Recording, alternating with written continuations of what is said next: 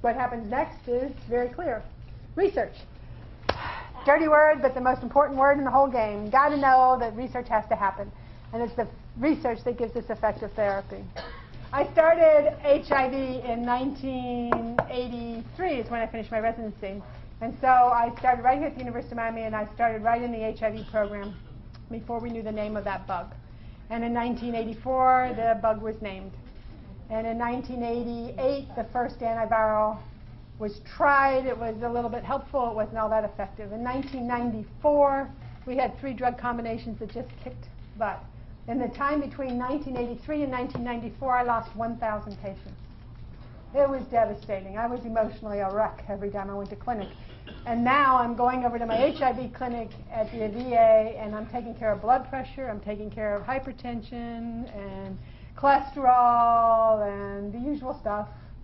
And, you know, HIV sometimes does its dirty deed, which is to say it makes people a little more prone to cancer, and so sometimes we see some cancers. But most of my HIV guys are really healthy. I got in a little trouble in the New York Times for saying this. Anyone see me in that time? I said my HIV guys are hale and hearty, and my chronic fatigue patients are not. They are not. And that's true. But I am very privileged to have been a doctor caring for all those people and then being there when the time happened when this thing changed. You know? How it was as an HIV doctor with dying patients, going to funerals, and, you know, taking my patients, doing rounds in hospice on my way to rounds on the regular wards.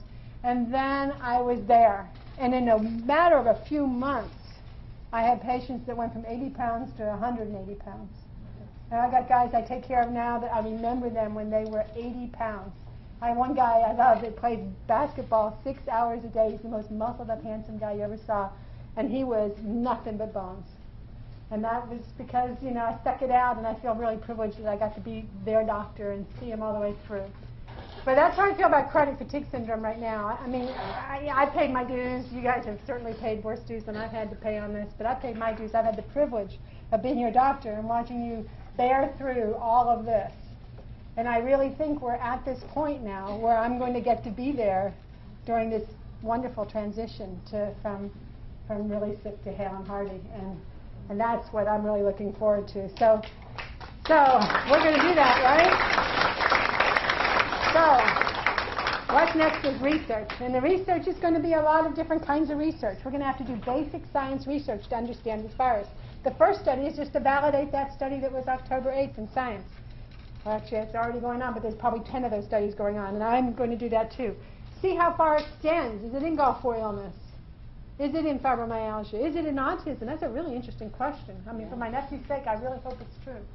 And so on. I mean, there are some real possibilities here that this virus has been a sneaky virus messing people up in more than one way for a while. Or it might just be the chronic fatigue ME virus. The next step is in culture. What drugs work? What drugs that we already have that we can quickly roll out in clinical trials work? Meanwhile, on the back, what other drugs are on the shelf that might be even better than the ones that are already out there for HIV? And will we be able to do those phase 1 and 2 studies very quickly? They could happen very, very quickly. There's a lot of motivation here. You guys are sick, but there's also 1 million of you. You're a hell of a market, you know. And so there is. It's just the United States. So if we have a biomarker that we can diagnose with, which is a huge step forward, and we have a treatment, you know, a potential treatment, then I think that you'll have the attention of Burroughs Wellcome and Roche and Abbott and all the companies that have antiretrovirals as their primary deal. The immunomodulators, don't leave us poor little immunologists out of the big push forward. I think the immunomodulators may well have a role. Subgrouping patients by different things. It could be, here's a big make-believe, but what if it is autism? What if you get a virus in your head when you're 18 months old? What if you activate a virus that was in your genome, vertical transmission, when you're 18 months old, 12 months old? And what's vulnerable at that moment in your life is your brain. So there's a lot of work to do down that line. Then there's phase 1, 2, 3 trials, the subgroups, co-infection work, and then finally, you know, basically what's our long-term plan? How are we going to treat people at different stages of this illness for how long, with what, and so on. So, but hey, we can have some marching orders here. And these are things we know how to do. We're good at this. This is what's so much fun. There's so many people who know how to do this kind of work that are going to be excited to get into it. So phase 1 are those little small trials where we just try it out. There's no placebo.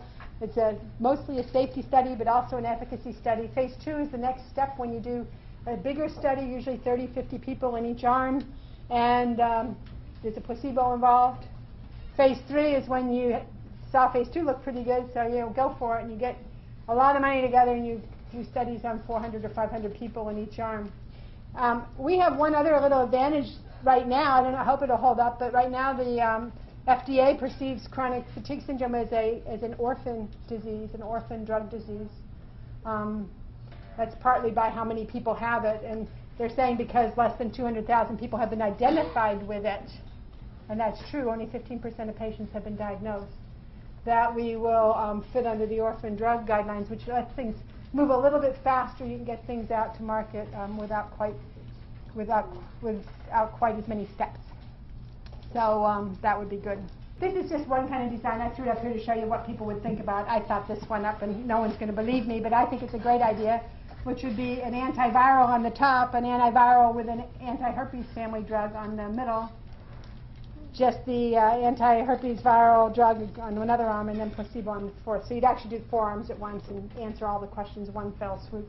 There's a neat anti-herpes family antiviral that is in a phase 3 trials that's very low toxicity that a company has in California. They just presented at the infectious disease meetings their infectious mononucleosis data, and it was really good. So it might be a drug that's less toxic than the one we already have. What drug is it? Doesn't have a name yet, it's still all numbers. I'll tell you about it. But it's exciting. So we'll see. That's the kinds of things to think about. So what this is going to take is to take basic scientists and clinical scientists that are working together doing the in vitro work, funding interested companies that want to do the big clinical trials, and ultimately an NIH clinical trials group to work together to make it happen. How fast that happens all depends on the money. It's always about the money.